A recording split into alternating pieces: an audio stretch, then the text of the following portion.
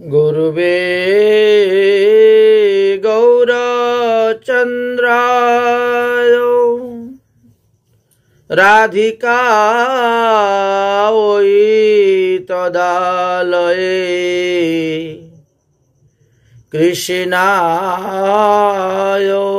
কৃষ্ণ ভক্তায় তদ্ভক্তায় নমো নমঃ।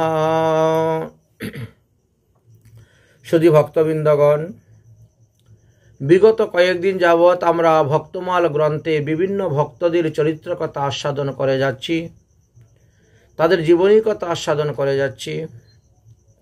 তার মধ্যে অধিকাংশ ভক্তদের চরিত্রে পেলাম সাধুগুরু বৈষ্ণব সেবা, সাধুগুরু বৈষ্ণবের প্রতি শ্রদ্ধা, ভক্তি, নিষ্ঠা, প্রেম, এর দ্বারাই তারা ভগবত পাদপদ্ম লাভ করতে পেরেছিলেন। সেই রকমই একজন ভক্তের চরিত্র কথা আজকে আস্বাদন করব, যার নাম ছিল চতুর্ভুজ রাজা। তিনি করুবী দেশের রাজা ছিলেন। আসুন, তিনি রাজা হওয়া সত্ত্বেও তিনার কোনো অভিমান ছিল না, অহংকার ছিল না। তিনি সহস্তে সাধুগুরু বৈষ্ণবের সেবা করতেন। তারই জীবনী কথা আমরা এখন আস্বাদন করব। চতুর্ভুজ নাম করুবীর মহারাজ, মহাভাগবত দুই অংশে মহাতেজা, বৈষ্ণব সেবায় প্রীতি কায় মনোবাক্যে, গৃহ হইতে চারিকোশ তক চৌকি রাখে। 1 ক্রোশ সমান 3 কিলোমিটার, 4 ক্রোশ সমান 12 কিলোমিটার। পূর্ব, পশ্চিম, উত্তর, দক্ষিণ, এই চতুর্দিকে উনি লোক রেখেছেন।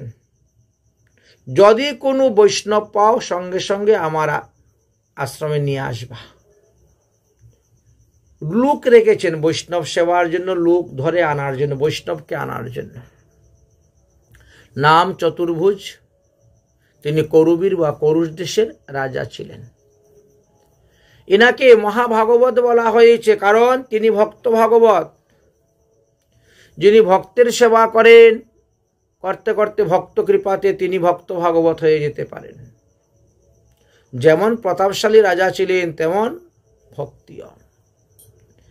শ্রদ্ধা সহিত, ভক্তি সহিত, প্রেমের সহিত তিনি সাধুগুরু বৈষ্ণবের সেবা করিতেন। প্রতিদিন বৈষ্ণব সেবা হওয়ার পর গিয়ে তিনি প্রসাদ গ্রহণ করতেন। বৈষ্ণব সেবা না হলে তিনার প্রসাদ গ্রহণ করা হবে না। বৈষ্ণবের চরণ ধোয়া চরণামৃত বোতলে ভরে রাখতেন। সেই চরণামৃত তিনি পান করতেন। কোনো বৈষ্ণবকে কখনো তার নাম, ধাম, পূর্ব আশ্রম জিজ্ঞাসা করতেন না। আপনি কোথা থেকে এসেছেন, আপনার কি নাম, কোন সম্প্রদায়ের অন্তর্ভুক্ত, কোথায় দীক্ষা নিয়েছেন, আপনার গুরু পরম্পরা কত, কোন পরিবারের, কোনো কিচ্ছু না। শুধু খালি বৈষ্ণব বেশ দেখলেই হলো। একেবারে পাগলের মতন গিয়ে রাজা তার সেবা করতেন। বৈষ্ণব দেখিবা মাত্র যত্ন করিয়া একান্ত করিয়া আনে চরণে ধরিয়া। রাজা যদি কখনো কোথায় ভ্রমণ করতে যান, তখন রাস্তাঘাটে যত বৈষ্ণব পাবেন সবাইকে চরণ ধরে প্রণাম করে তাদেরকে রথের মধ্যে করে নিয়ে আসবেন। এতদ্ভিন্ন চতুর্দিকে 12 কিলোমিটার দূর পর্যন্ত তিনার লোক রেখেছেন, পাইক রেখেছেন। যদি কোনো রাস্তা দিয়ে কোনো অভ্যাগত বৈষ্ণব যান, তিনাকে ধরে নিয়ে আসিও, আমি তিনার সেবা শুশ্রূষা করব। এইভাবে তিনার জীবন যাচ্ছেন। সুবিধ বিবিধ রূপে করে সেবন। আচ্ছা, সেবার পরিপাটি বিরাট ব্যাপার। একেবারে 56 ভোগ 34 ব্যঞ্জন রান্না করে বৈষ্ণবদেরকে সেবা করান। সহস্তে বৈষ্ণবের চরণ ধৌত করে দেন, হাত পা টিপে দেন, বাতাস করে দেন। এইভাবে সুবিধ বিবিধ রূপে করেও সেবন। আবার যাওয়ার কালে দেয় দক্ষিণা বহু ধন। সেই বৈষ্ণব যখন বিদায় নিয়ে চলে যাবেন, 2 দিন 3 দিন 4 দিন থাকার পরে বলছে, বাবা এবার আমি চললাম, তখন বহু ধন সম্পত্তি দেয়। তিনার এটাই হলো ব্রত, বৈষ্ণব সেবাটাই হলো তিনার ব্রত। ব্রত কেন? কারণ বৈষ্ণব সেবা না করে তিনি কিন্তু সেবা গ্রহণ করেন না, প্রসাদ গ্রহণ করেন না। আগে বৈষ্ণব সেবা হবে, তারপরে। এই জন্য বলছে এটা তিনার একটা ব্রত, বৈষ্ণব সেবা। এই ব্রত রাজার অন্য ধর্মতে বিরত, প্রতিদিন বৈষ্ণব আইসে শত শত। এবার যখন লোকে জানতে পারলো যে এই রাজা খুব বৈষ্ণব সেবা করেন, এবার বিভিন্ন স্থান থেকে শত শত বৈষ্ণবরা প্রতিদিন আসেন। সেবাও পরিপাটি ভালো, খাওয়া দাওয়া ভালো, যাওয়ার সময় আবার দক্ষিণা কাপড় চোপড়ও পাওয়া যায়। এই জন্য বহু দূর দূরান্ত থেকে বৈষ্ণবগণ আসতে শুরু করেছেন। রাজা যতজন বৈষ্ণব আসেন সব বৈষ্ণবের সেবা করেন। সর্ব বৈষ্ণবের পাদুদক ভুক্ত শেষ, খাইয়া ভক্তি পূর্ণ অশেষ বিশেষ। যত বৈষ্ণব আসবে, আসার সঙ্গে সঙ্গে আগে বসাবে, বসাইয়া পা ধোয়াইবে, পা মুছাইয়া দিবে, ভগবানের প্রসাদী চন্দন কপালে দিবে, ভগবানের প্রসাদী মালা গলায় পরাবে, তারপরে তিনাকে নিয়ে ভোজনালয়ে বসিয়ে স্বহস্তে পরিবেশন করাবে, ভোজন করাবে। ভোজন করার পরে তাদের হাত মুখ ধোয়াইয়ে এদের বিশ্রামের ব্যবস্থা করে দিবে। তারপরে রাজা ওই সমস্ত বৈষ্ণবের অধরামৃত নিয়ে খাবেন। একে তো সমস্ত বৈষ্ণবের পাদুদক পান করেন, আর দ্বিতীয়ত সমস্ত বৈষ্ণবের অধরামৃত তিনি গ্রহণ করেন। এটাই হলো তিনার উত্তম ধর্ম, উত্তম ব্রত। আর অন্যগুলা সামান্য সামান্য। আর এইটাকে উনি প্রধান, মানে একটা অঙ্গ। ভজনের তো 64 প্রকার অঙ্গ না আমাদের, তো 64 প্রকার অঙ্গ তো সবার দ্বারা মানা সম্ভব নয়। এই জন্য বলছেন, বাবা তুমি যদি 64-র মধ্যে 9টা মানতে পারো ভালো। শ্রবণম, কীর্তনম, বিষ্ণু স্মরণম, পাদ সেবনম, অর্চনম, বন্দনম, দাস্য, শৈক্য, আত্মনিবেদনম। প্রহ্লাদ মহাশয় সত্যযুগে বর্ণন করে বলে গিয়েছেন যে এই 9টি তোমরা মানো, 64টা সম্ভব নয় পারা। মহাপ্রভু বললেন যদি 9টা না মানতে পারো তাহলে 5টা তো মানো। সাধুসঙ্গ, নাম সংকীর্তন, ভাগবত শ্রবণ, মথুরায় বাস, শ্রদ্ধায় বিগ্রহ সেবন, এই 5টা মানো। এবার আমাদের মহাজনগণ বলছেন যে যদি এই 5টাও তুমি সম্পূর্ণভাবে না মানতে পারো তাহলে 64টা ভজনের মধ্যে যে কোনো একটা ভজন অঙ্গকে ধীর করে ধরো। এইটা আমি করবই করব, বাকি 63টা হালকা পাতলা করলাম, কিন্তু একটা ভজন আমি সম্পূর্ণ করব। কারণ বলছে এক অঙ্গ সাধে কিংবা সাধে বহু অঙ্গ। এই যে ভজনের অনেকগুলো অঙ্গ আছে, 64 প্রকার অঙ্গ। এই জন্য বললেন এক অঙ্গ সাধে কিংবা সাধে বহু অঙ্গ, নিষ্ঠা হইতেই হবে তার প্রেমের তরঙ্গ। তাই নিষ্ঠার থেকে তরঙ্গ হয়। এই রাজার নিষ্ঠা হলো সাধু সেবা, বৈষ্ণব সেবাতে তিনার নিষ্ঠার তরঙ্গ। তাই তিনি সাধু সেবা করে যাচ্ছেন। এই কথাটা না ধীরে ধীরে ধীরে ধীরে চতুর্দিকে ছড়িয়ে পড়ল। আর যতই ছড়িয়ে পড়ে চতুর্দিকে, ততই সাধু শান্ত মহাত্মাদের আগমন হচ্ছে। রাজাও ততই মনের আনন্দে সাধুগুরু বৈষ্ণবের সেবা করছে। এখন এই রাজার সঙ্গে তিনার রাজ্যের পশ্চিম দিকে আরেক রাজা ছিলেন। সেই রাজার একটু বিরোধিতা ছিল। ওই রাজা তখন কি করল, তিনি যখন সমস্ত বৃত্তান্ত জানলেন তখন এক নিচ জাতি নিচ জাতি চণ্ডাল ডুমকে বৈষ্ণব সাজিয়ে তার বাড়ি পাঠিয়ে দিয়েছেন। বুঝলেন? আর এ কোন রাজা পশ্চিম দেশীয়, সেই সব বৃত্তান্ত শুনি জ্ঞান হইল। বৈষ্ণবেরও ভেষ ধরি যেই জন যায়, তাহারে পূজে তাহার উচিষ্ট খায়। এ আশ্চর্য কথা, কোনো জাতপাত কোনো কিছু বিচার নেই। বৈষ্ণবের ভেষ দেখলেই তার চরণ ধৌত করে জল খায়, তার উচিষ্ট খায়। দেখি তো আমি তাহলে একজন বৈষ্ণব পাঠাই, উচ্ছিষ্ট খায়। জানিয়া শুনিয়া নাকি বৈষ্ণব সেবে ভার একে পাঠাইও মই দেখি কি করে। এখন তিনি চিন্তা করলেন যে সে যখন কোনো বৈষ্ণবের জাতি জিজ্ঞাসাই করে না, তাহলে আমি একটাকে পাঠাইব। এত কহি ডুম জাতি, এত কহি ডুম এক ভার আনাইয়া পাঠাইল বৈষ্ণবের ভেষ সাজাইয়া। বৈষ্ণবের ভাবে মালা, তিলক, কপিন, ডুর, বহির্বাস আদি পরিয়ে সুন্দর করে সাজিয়ে পাঠিয়ে দিয়েছেন। করুষের রাজা গৃহেতে গিয়ে উপনীত হইল, বৈষ্ণব দেখিয়া রাজা সমাদর হইল। ওই দেখেছেন, এটা কিন্তু অবৈষ্ণব, কিন্তু বৈষ্ণবের ভেষ ধরে এসেছে, রাজা পাঠিয়েছে, আরেক দেশের রাজা। তিনি বৈষ্ণবের ভেষ দেখা মাত্রই চরণে লম্বা হয়ে পড়েছেন, কত আদর সমাদর করে এনে চরণে বসিয়ে পা ধৌত করেছেন, পূজা করতেছেন, তারপরে সেবার পরিপাটি দিচ্ছেন। হচ্ছে খাওয়া দাওয়া, 1 দিন 2 দিন 3 দিন 4 দিন 5 দিন 6 দিন 7 দিন পরে আছে। রাজাও ঠিকভাবে সেবা করে যাচ্ছেন, তার সেবার বিন্দু মাত্র ত্রুটি নেই, কোনো অশ্রদ্ধা নেই। আস্তে আস্তে গুপ্তচরের দ্বারা তিনি জানতে পারলেন যে এই যে ব্যক্তি এসেছে এ কোনো বৈষ্ণব নয়, এ অবৈষ্ণব। তিনার প্রতিবেশী রাষ্ট্রের রাজা এই কর্ম করেছে, একটা ডুমকে বৈষ্ণব সাজিয়ে পাঠিয়েছে, এই কথা এসে রাজার কানেতে ঢুকলো। আচ্ছা, কৃত্রিম বৈষ্ণব ভার ডোম জাতি হয়, অন্য রাজা তাহারে পাঠাইল অসুয়া করয়। এই কথা শুনিয়া রাজা কোনো পরস্পরা, ততচ ভক্তি কইলা করিয়া সুধীরা। এতটা জানার পরেও কিন্তু ভক্তি ক্ষুণ্ণ হয় নাই, একটুকু ভক্তি কমে নাই। রাজা যখন জানতে পারলেন যে এই বেচারা বৈষ্ণব নয়, একটা ডুম জাতি, নিচ জাতির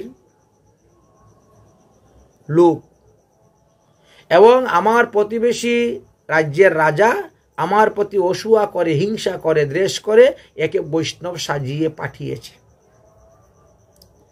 এতটা জানার পরেও তিনি কিন্তু বিন্দু মাত্র সেবাতে ত্রুটি করলেন না।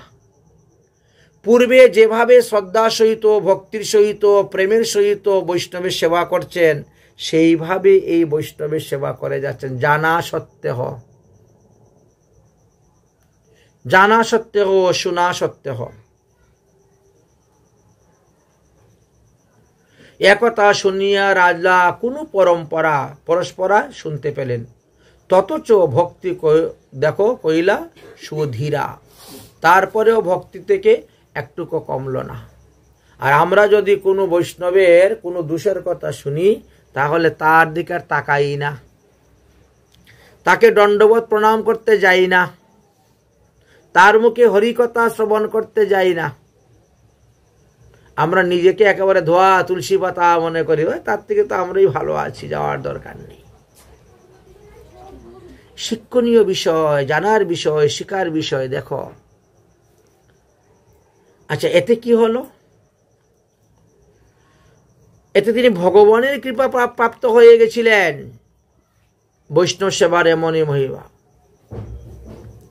কারণ তিনি তো ভেগ দেখা মাত্রই সেবা করে যান।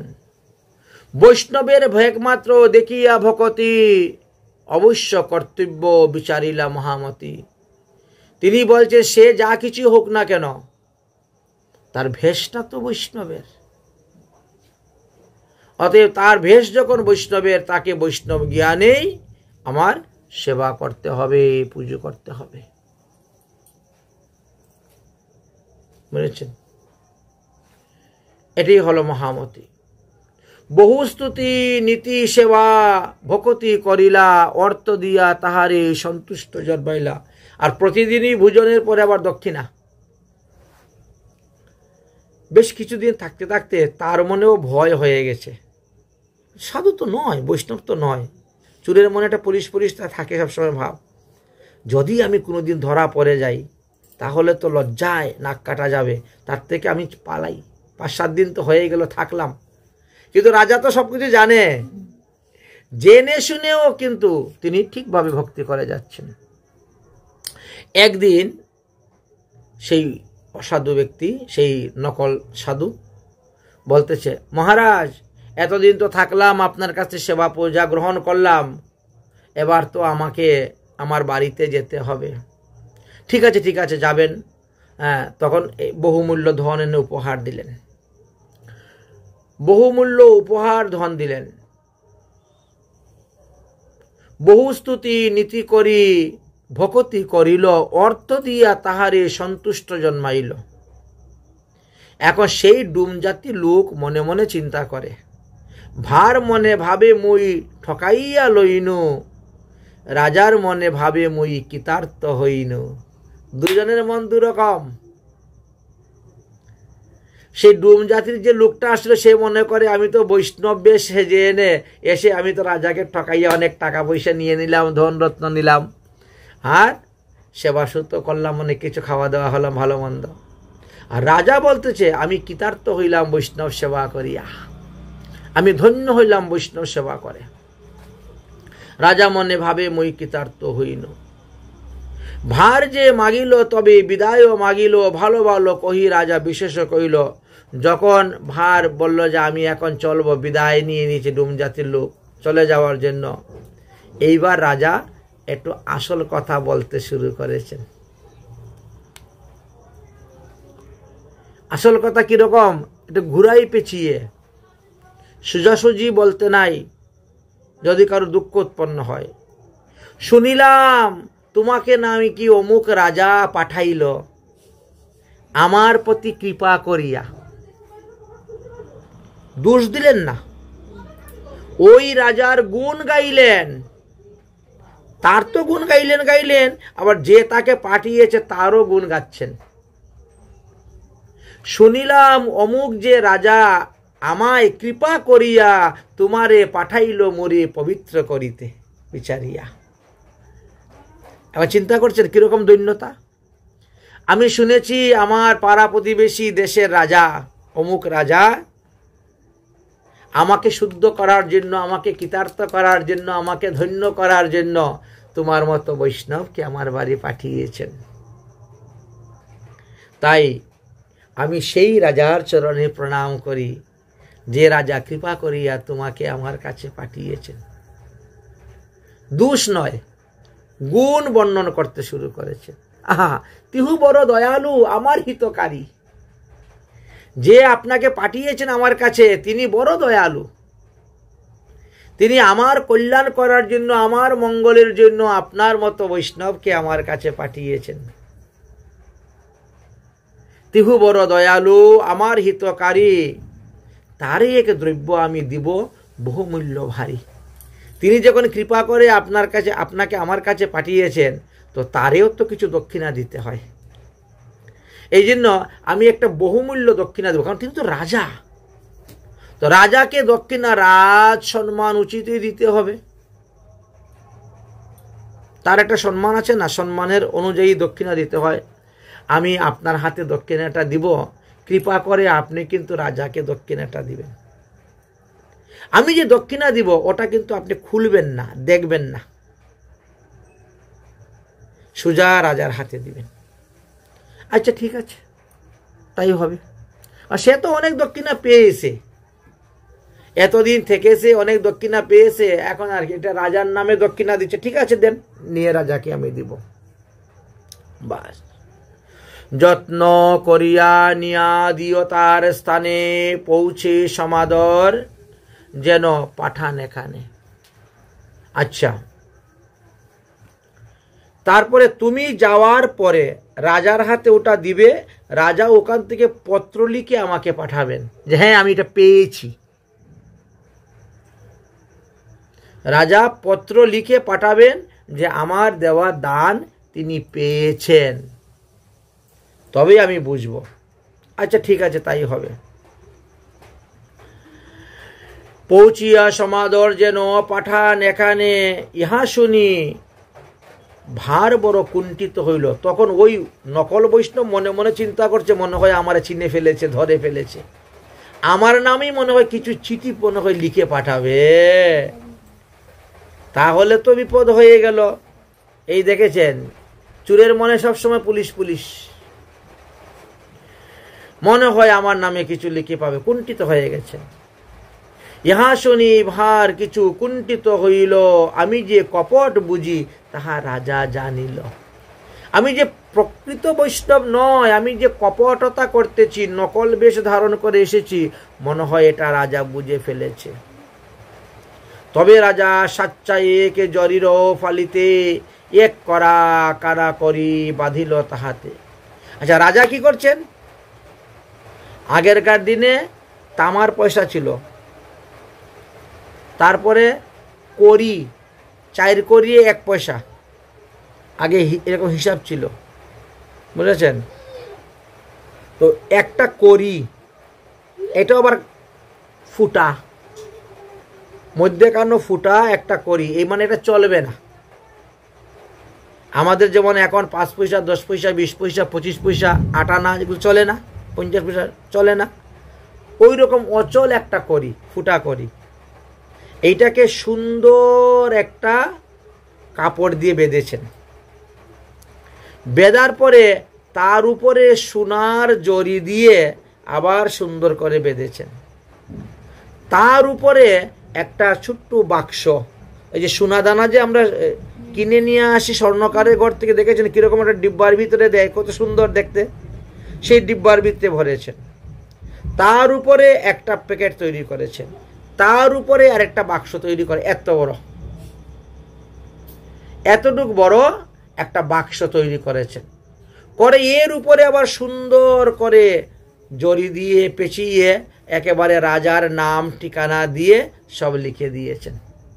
কোথা হইতে পার্সেলটা যাচ্ছে, কার কাছে যাচ্ছে, সব লেখা দিয়ে এইবার ওই ভাঁড়ের হাতে ধরে দিয়েছেন। আপনি কিন্তু কৃপা করে রাজাকে দিবেন, রাজা আমার বড় উপকার করেছেন, বড় কৃতার্থ করেছেন। আচ্ছা, ভাঁড়ের হস্তে দিলেন, ভার হস্তে দিল, চলিল লইয়া সেই স্থানে গেল রাজার নিকটে হাসিয়া। রাজার নিকট গিয়ে উপস্থিত হয়ে খুব আনন্দ হাসতেছে, মহারাজ আপনি যে আমাকে পাঠিয়েছিলেন, আমি বড় সম্মান পেয়েছি, বড় আদর পেয়েছি, বড় যত্ন পেয়েছি। আমার তো প্রশংসা করলো উপরন্ত আপনারও প্রশংসা করেছে, আপনি যে আমাকে পাঠিয়েছেন। বড় উদার প্রকৃতির রাজা, আমাকে যেমন ভোজন করিয়ে ভোজন দক্ষিণা দিয়েছে, ঠিক তেমনি ভাবে আপনি যে আমাকে পাঠিয়েছেন, এই জন্য আপনাকে কত প্রণাম, কত কৃতার্থ, কত স্তুতি করলো। আর তারপর দেন আপনার জন্য এত বড় একটা বাক্সের মধ্যে কি উপহার পাঠিয়েছে। রাজা তৎক্ষণাৎ চিঠি লিখেছেন, হ্যাঁ আমি আপনার উপহার গ্রহণ করিলাম, করে পাঠাই দিয়েছেন উত্তর। এবার রাজা তো মহা খুশি,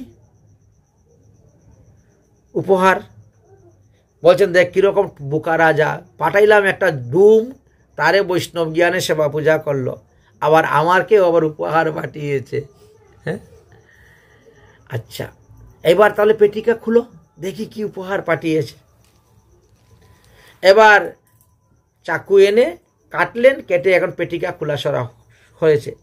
একের পর এক খুলতেছেন, একের পর এক। প্রথমে তো দেখলেন সুন্দর জরি দিয়ে, তার ভিতরে দেখা যায় আবার আরেক রকম সুন্দর জরি দিয়ে, তার ভিতরে আরেক রকম সুন্দর জরি দিয়ে, তার ভিতরে আরেক রকম সুন্দর জরি দিয়ে বাঁচানো।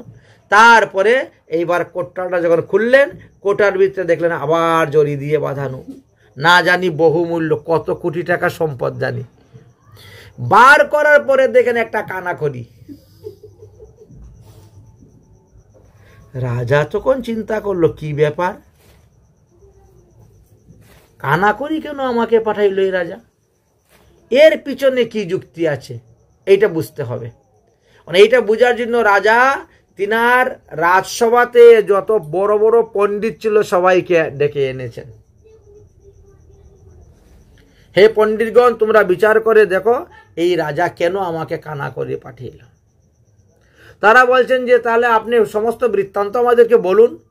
তখন আমরা বিচার করব কেন আপনার প্রতিবেশী রাজা আপনাকে কানাকড়ি দিয়ে পাঠালো, আর এত শ্রুতিভক্তিও করলো, এত কিছু করলো, কারণটা কি?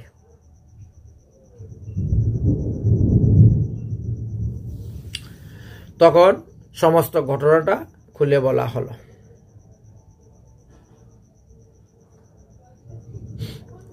তখন ওই ব্যক্তিটা তখন সমস্ত ঘটনা বলছে। তুমি মোরে পাঠাইলা জানিল কেমনে, তোমারেও বহু স্তুতি কইল কায় মনে। আর কি অপূর্ব দ্রব্য তোমারও কারণে, মূর হস্তে দিয়া পাঠাইল যতনে। এত কহি জরির ফালির সেই পুটুলি, রাজার হস্তেতে দিল অতি শ্লাঘা করি। রাজা খুলিয়া দেখে কানা করি এক কড়া, আর সুন্দর জরির ফালি তাহাতে মোড়া।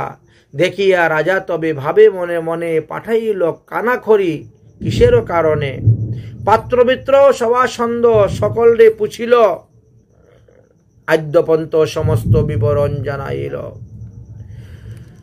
পূর্বাপর শুনি সবে বিচার করিল, তাহার সিদ্ধান্ত তবে নিশ্চিত হইল। পণ্ডিতগণ তখন সমস্ত কথা শোনার পরে বিচার করে বললেন, তুমি যে ভারকে বৈষ্ণব রূপে পাঠাইলে, তাহার উদাহরণ এবে পাঠাইল হেলায় রাজায়। তুমি যেমন একজন অবৈষ্ণবকে, নিচ জাতির ব্যক্তিকে কাপড় চোপড় পরিয়ে বৈষ্ণব সাজিয়ে পাঠালে, তিনিও কানা করিয়ে একটা উপরে সুন্দর জরি দিয়ে পাঠালেন। তুমি তো সুন্দর জরি দেখে কত শ্রদ্ধা, কত ভক্তি, কত আদরের সহিত, আনন্দের সহিত তুমি গ্রহণ করলে, কিন্তু ভিতরে কানা করি। ঠিক তেমনি ভাবে দেখেন উদাহরণটা কিভাবে বহুমূল্য দিল। জরি আচ্ছা দিয়াতি হু, জরি সমতুল্য, অতএব পূজিত ভিক আচ্ছা দিল। এর দ্বারা প্রমাণিত হইল কি, আমরা বাইরের জিনিস দেখে যেরকম আনন্দ হই, ঠিক তেমনি ভাবে বাইরের ভেষ দেখেও আনন্দ হতে হবে, আনন্দ পেতে হবে, তাকে সম্মান করতে হবে। সে যাই হোক না কেন, তার ভেষটাকে মর্যাদা দিতে হবে, ভেষের মর্যাদা। অতএব পূজনীয় ভেষটাই পূজনীয়। অতএব পূজনীয় ভেক আচ্ছা দিল, ভার পূজনীয় হইল তাহার সহিত। এই কারণে এই যে ডুম জাতির লোকটাকে তুমি পাঠিয়েছিলে, তার পূজার কারণ হলো তার মালা, তার তিলক, তার ডুর কপিন, তার বহির্বাস, তার বৈষ্ণব ভেষ। ওই ভেষের কারণে সে পূজা পেয়েছে। রাজা কহে ইহার প্রমাণ কোথায় হয়, সভাসদ কহে পুরাণাদি কয়। রাজা বলছেন যে ভেগ দেখলেই তাকে পূজা করতে হবে, এই কথা কোথায় লেখা আছে? আমরা তার দুষ্গুণ বিচার করব না, সে চুর না, ডাকায়, সৎনি না, অসৎ বিচার না করে তার পূজা করব, এই কথা কোথায় লেখা আছে? তখন ওই সবার মধ্যে যে পণ্ডিত ছিল তারা বলছেন আদি পুরাণেতে লেখা আছে। আদি পুরাণেতে লেখা আছে, বৈষ্ণব দেখিবা মাত্রই দণ্ডবত প্রণাম করিবে, বৈষ্ণবেতে কোনো জাতিবুদ্ধি করিবে না। সে ব্রাহ্মণ হোক, ক্ষত্রিয় হোক, বৈশ্য হোক, শূদ্র হোক, নিচু জাতি হোক, ডুম হোক, চণ্ডাল হোক, জবন হোক, তাতে কিছু নয়। এই বৈষ্ণব ভেষ দেখা মাত্রই তার প্রতি শ্রদ্ধা ভক্তি, তাকে প্রণাম। বৈষ্ণব দেখিয়া যেবা না নোয়ায় মুন্ড, তাহার মুন্ড পরে গিয়া নরকের কুণ্ড। বৈষ্ণবেতে যেই জন জাতিবুদ্ধি করে, সেই জন অশেষ নরকে ভুঞ্জয়। এই জন্য শাস্ত্রে বলা আছে, আদি পুরাণে লেখা আছে, সেখানে লেখা আছে, চুর ভেক ধরি চুরি করিবারে গেল, জানিয়া রাজা তারে সম্মান করিল। এক চোর রাজবাড়িতে গিয়ে ঢুকে চুরি করবে কেমন করে, এত হাজার হাজার পাহারাদার, বড় বড় সৈন্য, অস্ত্র সামগ্রী আছে। তখন সে বৈষ্ণবের বেশ ধারণ করে চলে গেল। বৈষ্ণব বেশ ধারণ করে যখন গেল, তখন তো সবাই তার রাস্তা দিয়ে দিল। তিনি রাজবাড়িতে গেলেন, থাকলেন, খাইলেন, শুইলেন, ঘুমালেন, আর সুযোগ মতো জিনিস চুরি করে নিয়ে চলে আসলেন। পাহারাদার কেউ তিনাকে ধরল না, বৈষ্ণব। তাহলে চিন্তা করেন, জানিয়াও রাজা তারে সম্মান করিল, বিস্তার করিয়া সভাসদ শুনাইল। এবং জেনে শুনেও রাজা তিনাকে শাস্তি দিলেন না চুর বলে, তাকে বহু সম্মান দিলেন, সমাদর করলেন। সবার মধ্যে তিনি বললেন যে না না, আমি উনাকে এই জিনিসটা দিয়েছি নিয়ে যাওয়ার জন্য। উল্টা প্রীতিত হইয়া রাজা চমৎকার হইল। এত শুনি রাজা বহু প্রশংসা করিল। তখন এই দক্ষিণ দেশের রাজা বুঝতে পারলেন যে তাহলে তো আমার অপরাধ হয়ে গেছে, চতুর্ভুজ রাজার চরণে আমার অপরাধ হয়েছে। নিজের অপরাধটা তখন তিনি বুঝতে পারলেন। আপনি চলিল করুশির রাজার পাশে, চরণে পড়িয়া ক্ষমাইল নিজ দোষে। এবার নিজের দোষটা নিজে বুঝতে পারলেন। এই জন্য সাধুসঙ্গ করতে হয়, সৎসঙ্গ করতে হয়, না হলে নিজের দোষটা বোঝা যায় না। তিনি তখন চতুর্ভুজ রাজার কাছে গেলেন, গিয়ে রাজার চরণে তরে প্রণাম করে বললেন যে দেখো, আমি এক ডোম জাতির লোককে বৈষ্ণব সাজিয়ে পাঠিয়ে দিয়েছিলাম তোমার এই বৈষ্ণব ভক্তি পরীক্ষা করার জন্য। সেই পরীক্ষায় তুমি উত্তীর্ণ হলে এবং তুমি আমার কাছে দ্রব্য পাঠাইলে। সমস্ত কথাই বিবরণ বললেন।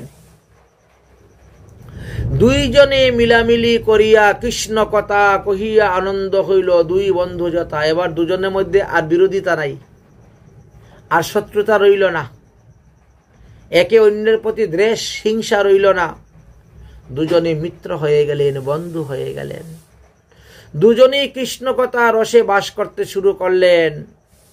দুজনেই আনন্দ সাগরে বাস করে একেবারে মিত্রতা স্থাপন হয়ে গেল।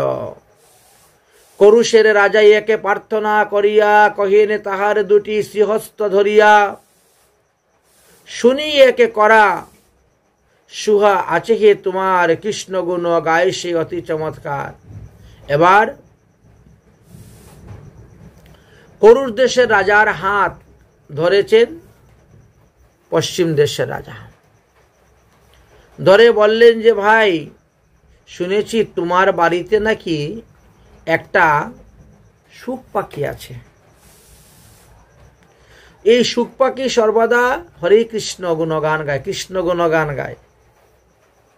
অতএব এই পাখিটা কৃপা করে আমাকে দিয়ে দাও। পক্ষীটি আমারে যদি দেহ কৃপা করি।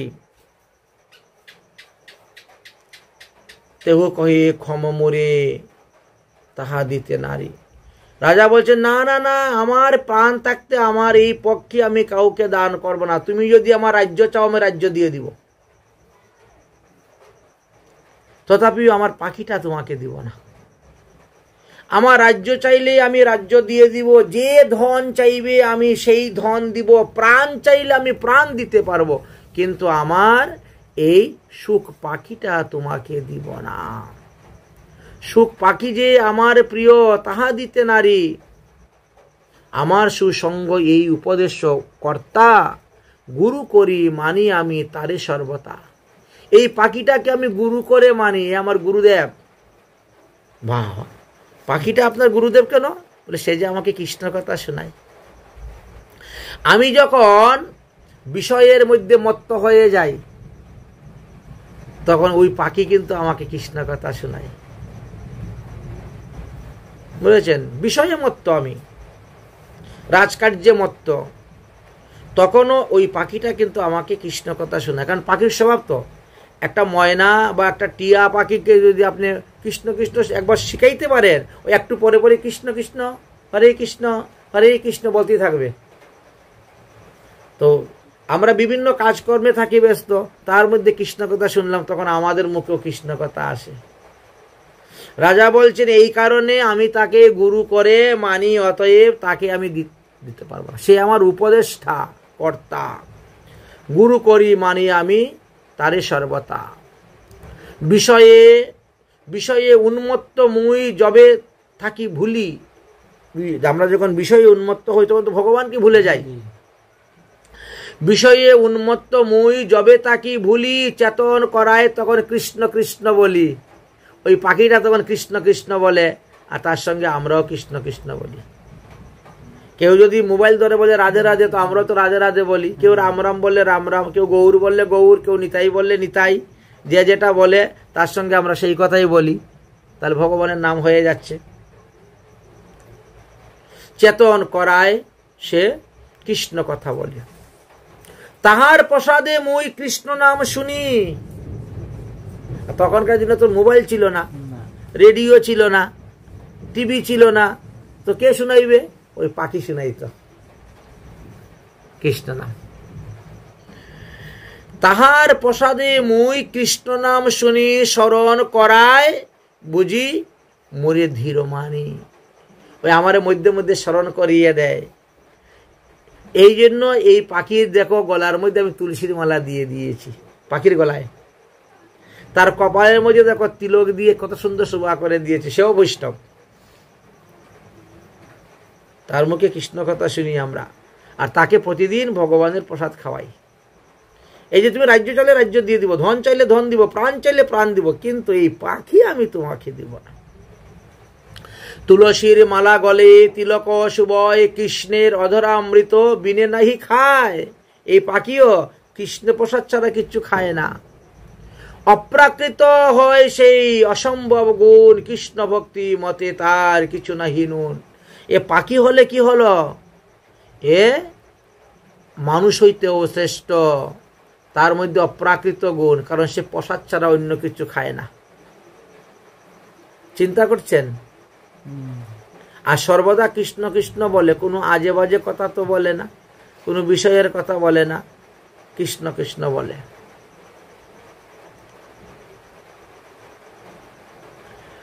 করুষ রাজা শুনি চমৎকার হইল, এতক আসক্তি শুনি পুনর্নাহি চাইল। পুনঃ সেই রাজা কহে গদ গদ ভাবে, তোমা হইতে এক রূপ গেল মো হইতে। বলে আজকে তোমার সঙ্গ করে আমার একটা রূপ চলে গেল। কি রূপ ছিল? সাধু সঙ্গ করে রূপটা ভালো হয়ে গেল।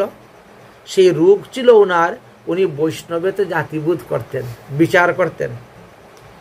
কোনো বৈষ্ণব দেখলে পরেই বিচার করতেন, এ কোন জাতি থেকে আসছে, কোন বর্ণ থেকে এসেছে, আগে কি করত। এই যে একটা রূপ তিনার মধ্যে ছিল, এইবার সাধুসঙ্গ করার পরে তিনার এই রূপ চলে গেল। যে তাহলে বৈষ্ণবেতে জাতিবোধ করা যাবে না। বৈষ্ণবের ছোট বড় করিয়া মানিত, ভজন আছে কিনা পথ পরীক্ষা করিত। বৈষ্ণব দেখলে পরে ছোট বড় মানতেন, ছোট বড় না বৈষ্ণব না বড় বৈষ্ণব। তারপরে তাকে পরীক্ষা করতেন, বিভিন্ন প্রশ্ন জিজ্ঞাসা করে বিভিন্নভাবে তারে পরীক্ষা করতে, সে বৈষ্ণব কি না, ভজন আছে কিনা তাহা পরীক্ষা করিত। এবে মোর সেই চণ্ডাল রূপ বিনাশিল। তোমার সঙ্গ করে আমার সেই রূপটা এখন দূরে গেল, এই চণ্ডাল রূপটা আমার দূরে গিয়েছে। এবে মই বৈষ্ণবের দেখি ভেক মাত্র, শরণ লইব পদে দেখিয়া পবিত্র। এইবার থেকে আর আমি বৈষ্ণবেতে জাতিবুদ্ধি করব না, বৈষ্ণব দেখা মাত্রই তার চরণে শরণাপন্ন হইব। রাজা কহেন তোমার অপেক্ষা আছে কি বা, জাতি গুরু করিমান সুয়া সর সেবা। আরে তোমার অপেক্ষার কি আছে? তুমি তো সবাইকে গুরু করে মানো, তুমি একটা পক্ষীকে যখন গুরু করে মানতেছ তবে আর কি আছে। এতাদৃক মতি যদি শত জন্মে হয়, তবে মই ধন্য হেই তোমারও কৃপায়। তবে সেই রাজা নিজ গৃহ চলি গেলা, করুষের রাজা বহু গদগদ হইলা। করুষের রাজা চতুর্ভুজ নরপতি, আর সেই জন রাজা মহা ভক্তিমতি। সেই শুয়া পাখি মহা পূজ্যতম, কৃষ্ণদাস হৃদয়ে করুণ বিশ্রাম। তাই দেখেন, পক্ষী হলে কি হলো, সেও তো কৃষ্ণ নাম উপদেশ দিচ্ছে, কৃষ্ণ নাম করতেছে। পাখিরে যে নাম লইলে লয়, সুকসারি আদি কত। আর আমরা মানুষকে লইতে পারি না। মানুষ দীক্ষা গ্রহণ করার পরেও ঠাকুরের নাম করার সময় নেই, সারাদিন খালি বিষয় বিষয় বিষয়ে চিন্তা। তো সেই দিক থেকে তো মানুষ থেকে পক্ষে দেখা যায় অনেক ভালো। বড় সুন্দর দৃষ্টান্ত দিয়েছেন। একবার কি হয়েছে জানেন, এক বৈষ্ণবের বাড়িতে বিরাট বৈষ্ণব সেবা। বৈষ্ণব সেবাতে এত বৈষ্ণব এসে উপস্থিত হয়েছেন যে ঘরে থাকার জায়গা দেওয়ার মতো উপায় নেই। এমন সময় আরো এক অভ্যাগত বৈষ্ণব, মানে উনি তীর্থ ভ্রমণ করতে বেরিয়েছেন, তীর্থ ভ্রমণ করতে করতে এইখানে আসার পরে শুনছেন যে ওই বাড়ি সাধু সেবা হচ্ছে, বৈষ্ণব সেবা হচ্ছে, যাই ওই বাড়ি গিয়ে থাকবো, থাকার জন্য। এবার থাকার জন্য তিনি যখন এসেছেন, তো বাইরে কোতোয়াল আছে, আমাদের বিভিন্ন মঠ মন্দিরে কোতোয়াল থাকে। কোতোয়ালের কাজ হলো টাকশাল, প্রশ্ন করা, প্রশ্ন করে দেখবো তারপরে আপনাকে ভিতরে ঢুকাবে। তো কোতোয়ালের সামনে বসে আছে চেয়ারের মধ্যে।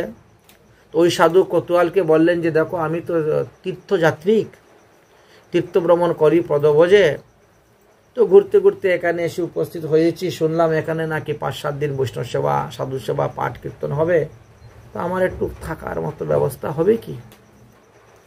কোতোয়াল বলছেন তাহলে আমি মন্দিরের মহারাজকে জিজ্ঞেস করি। এখন মন্দিরের মহারাজের কাছে কোতোয়াল এসেছেন, এসে বলছেন মহারাজজি একজন তো তীর্থযাত্রী অভ্যাগত বৈষ্ণব এসে উপস্থিত হয়েছেন। তিনি বলছেন কোথায় থাকতে দিব জায়গা, ঘরে যে অবস্থা থাকার মতো কোনো জায়গাই নেই। আচ্ছা বৈষ্ণবকে রেখে যদি বৈষ্ণবের মর্যাদা ঠিক মতো না দেওয়া যায় তাহলে বৈষ্ণব অপরাধ হবে, তার থেকে না রাখাই ভালো। তখন ওই সাধু কি করেছে, 1 গ্লাস ভর্তি দুধ, 1 গ্লাস দুধ দিয়ে কোতোয়ালকে বলছে যাও এটা তুমি বৈষ্ণবকে দিয়ে দিও। বলে তুমি থাকবে কি থাকবে না? বলে ওটা তোমার বলতে হবে না, বৈষ্ণব বুঝে নিবে।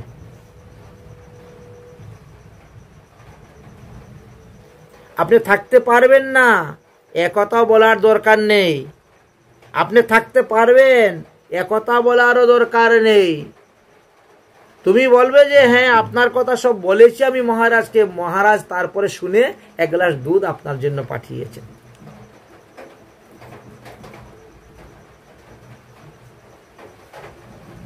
আচ্ছা ঠিক আছে। কোতোয়াল অবাক হয়ে গেল, কি ব্যাপার? হ্যাঁ না একটা তো উত্তর দিতে হবে, হাওয়া বললেন না, নাও বললেন না, 1 গ্লাস দুধ দিয়ে দিলেন, যাও 1 গ্লাস দুধ দিয়ে আসেন। এবার ওই 1 গ্লাস দুধ এনে বলছেন যে এই না, আমি মহারাজকে জিজ্ঞেস করেছিলাম, তিনি তো হ্যাঁ না কিচ্ছু বললেন না, আপনি থাকতে পারবেন এই কথাও বললেন না, পারবেন না এই কথা বললেন, হ্যাঁ না কিচ্ছু বলেন নাই। উনি আপনার সমস্ত বিবরণ শুনলেন, শোনার পরে তিনি 1 গ্লাস দুধ দিয়ে পাঠিয়ে দিয়েছেন। ওই বৈষ্ণব দুধটা হাতে নিলেন, নিয়ে দেখলেন যে পুরা গ্লাস ভর্তি দুধ, তার মানে ঘর ভর্তি বৈষ্ণব, পুরা বাড়ি ভর্তি বৈষ্ণব, এখানে আর থাকার মতন জায়গা নাই। এটাই তো বুঝাচ্ছে, কারণ গ্লাস ভর্তি তো দুধ, ওর মধ্যে আর দুধ দেওয়ার মতো জায়গা নাই, আর দুধ দিলে পরে যাবে, একেবারে পূর্ণ গ্লাস। দেখেন ওই বৈষ্ণব কিন্তু প্রশ্নের উত্তর পেয়ে গেল, কোতোয়াল বুঝতে পারল না।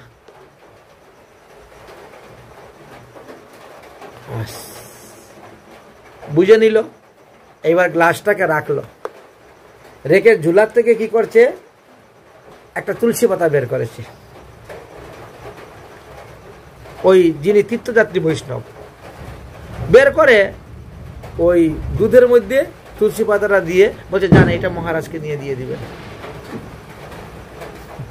কোতোয়াল বলে কি ব্যাপার, মনে করলো তুলসী পাতা দিয়ে ওরা নিবেদন করে খেয়ে নিবে, এই সাধু তো খাইলো না, এটা আবার ফেরত দিয়ে দিল। এবার যখন গিয়ে কোতোয়াল বলছে আপনি যে দুধ দিলেন, দুধ তো উনি খেলো না, আপনার বিষয় নিয়ে কোনো কিছু বললেও না, সে দুধের মধ্যে একটা তুলসী পাতা দিয়ে আবার ফেরত পাঠিয়ে দিয়েছে, বলছে যাও এটা মহারাজকে দাও। মহারাজ তখন নিয়ে চিন্তা করলেন যে এর উপরে তুলসী পাতা কেন দিল। তার মানে 1 গ্লাস দুধের মধ্যে তুলসী পাতা দিলেও দুধ কিন্তু পড়ে না, তাই না? দুধ পড়বে না, অথচ গ্লাস পরিপূর্ণ, দেখবেন আপনার তুলসী পাতা দিয়ে পড়ে না। ঠিক তেমনি ভাবে আপনার বাড়িতে বৈষ্ণবে পরিপূর্ণ হইলেও আমি ওই তুলসী পাতার মতনই থাকবো, আপনার কোনো অসুবিধা হবে না। বুঝতে পেরেছেন? আপনার কোনো ক্ষতি হবে না, আপনার কোনো অসুবিধা হবে না, আপনার কোনো সমস্যা হবে না। 1 গ্লাস দুধের মধ্যে যেমন তুলসী পাতাটা থাকে, আমি ওইভাবেই থেকে একটু বিশ্রাম করে চলে যাব। উত্তর হয়ে গেল। তখন তিনি বুঝতে পারলেন যে এই বৈষ্ণব তো সাধারণ বৈষ্ণব নয়, এত বিরাট বুদ্ধিমান। তখন মহারাজ আসলেন বেরিয়ে। মহারাজ বেরিয়ে আসে, দণ্ডবত প্রণাম করলেন, প্রণাম করে সেই বৈষ্ণবকে নিয়ে গেলেন, গিয়ে উনি যে ঘরে ঘুমান সেই ঘরে থাকার জায়গা দিলেন।